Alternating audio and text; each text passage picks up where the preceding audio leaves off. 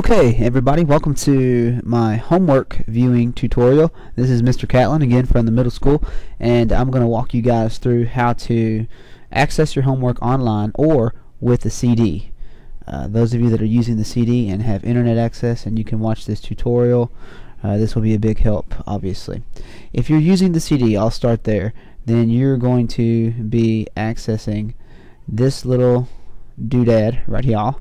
It looks like a pyramid from Egypt. You're going to double click on that once you have it installed on your computer, and that's pretty straightforward. You put the CD in, it'll ask to install, and you go through those steps. Once you have it installed, you want to click on that pyramid, enter the program, and you got to make some selections to find the questions for that specific homework assignment. For instance, my first homework assignments were 4.1, 4.2, and 4.3. Notice though, when you click on the chapter, this has nothing to do with 4 point anything. This is the type of homework assignment that you're accessing. Ask your teacher if you're homework K or homework G. Homework K is what I've been giving my students, and under section, this is where you select the 4, or in 4.2, 4.1. All of them start with 1 point something, but the 4 that we're concerned about is the second digit after the decimal, and we're doing adding and subtracting rational numbers. So let's say that the student wanted to do homework 4.1. They would select here adding subtracting rational numbers, and then they would come down to objective, and that's where they're going to see the 4.1, 4.2, 4.3, so on and so forth. So let's say they wanted to do homework 4.1. It's right here. Here are the 15 problems. Now, the confusing thing about this that I don't really like is that 4.2, if we wanted to do 4.2, notice that the exercise numbers just extend and go on from 16 to 30 instead of starting a new 1 through 15. So that might be a little confusing. But the first week my students had to do 4.1 through 4.3, so that's 45 problems for the first week. 4.1, 4.2, and 4.3. And once you get here, you should be able to open these up and see the actual math problems. It's loading, and here it goes. There it is. So you can actually go through each individual problem, work it out just like you were online.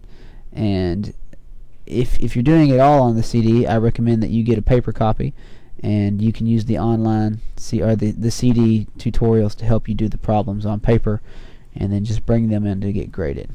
You can actually work them out like you would online, but giving me the information of how you did is a little more complicated. So I would just recommend getting a paper copy, filling that out, and then bringing the answers in, using the CD as more of a resource to help you get the answers on the paper copy. So that's how you access the CD version. Let's take a look at now the one online. So let's say that we're logging in as a student online. We go to successnetplus.com and we type in our username, gcms.firstname.lastname, and our password, which should be GCMS 2012 unless you have changed it in the profile section. You get in, and this is what you see first. We talked about your settings. Enter. Click on digits, grade 7. This will get you to your dashboard, and here is where the magic happens, so to speak. Practice, you can look at the lessons here to do. That's what you have to do as far as homework, and then homework that you've done or have started will be found in the done folder. Let's see what I have to do. For this particular student, I have assigned 4.1, 4.2, and 4.3. And you can see I've already started on 4.1, so let's continue that assignment since I've already began, and I can see that I have a grade of 40% right now. If I hit try again, it'll start it. If I start one of these others, it will begin it from the start. So let's go to try again for 4.1. This is the homework interface for students that are doing the problems online. As you can see, I have check marks next to all the problems that I've worked and got correct, and it has my answers highlighted. But let's go to a problem that I have not done.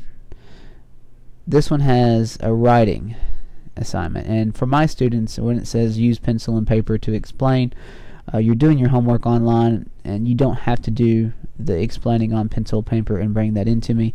You can think about it, why all integers are rational numbers, but you don't have to write it down and bring that into me. Just answer the question, which is the smallest region in which to place negative 12 over 27? Well, it's not a whole number, it's not an integer, so the best region we could place it in is region 3, which is rational numbers. So I select that and check my answer, and it will tell me that I did a good job, and I'll get a check for that, and my points are going up.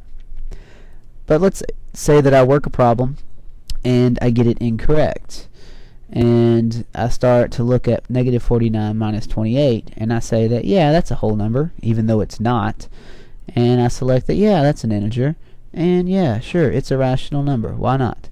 And I go to check it, and it's going to tell me exactly what I did wrong. Not exactly, it's going to kind of point me in the right direction, for more or less. It's going to give me the definition of what a rational number is, what a whole number is, and what an integer is. And then hopefully, from that little help, I can change my answer to the correct answer, which is no, it's not a whole number, because it's going to have a negative outcome.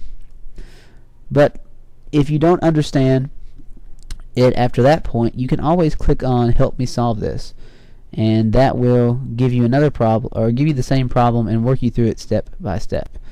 And it'll ask you to simplify the problem and then ask you questions pertaining to that particular question. And notice that it's partial, because I've got the first part right, but I haven't finished the second part, so it's only giving me partial credit for right now.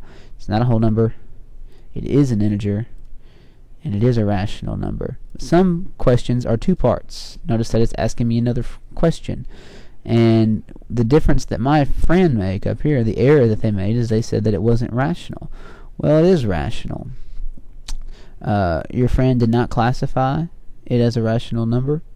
That would be the error that they made. They should have classified it as a rational number. And then I get full credit for that particular question.